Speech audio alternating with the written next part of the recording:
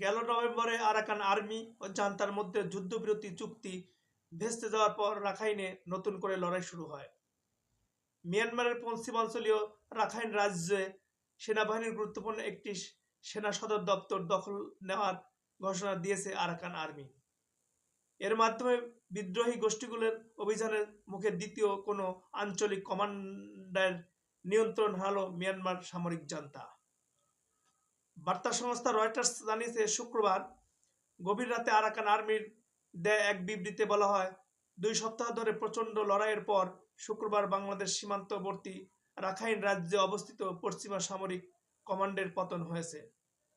তবে এ ব্যাপারে রয়টার্স মিয়ানমারের সেনাবাহিনীর বক্তব্য জানতে চাইলেও তাৎক্ষণিকভাবে সাড়া পাওয়া যায়নি। 2021 সালের শুরুর দিকে মিয়ানমারের নির্বাচিত সরকারকে উৎখাতে ক্ষমতা দখল করে সেনাবাহিনী। তখন থেকেই মিয়ানমারে অস্থিরতা চলছে। ওই অভ্যুত্থানকে কেন্দ্র করে দেশটিতে ব্যাপক বিক্ষোভ শুরু হয়, যা পরবর্তী সময়ে সশস্ত্র বিদ্রোহে রূপ নিয়েছে।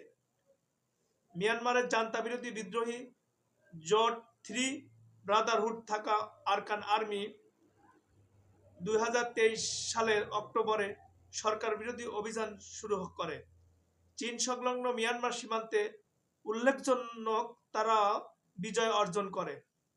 গত আগস্টে উত্তর পূর্বাঞ্চলীয় লাসিও শহরের নিয়ন্ত্রণ নেয় বিদ্রোহী জোট, যা মিয়ানমারের ইতিহাসে প্রথম কোনো আঞ্চলিক সামরিক কমান্ডার দখলের ঘটনা।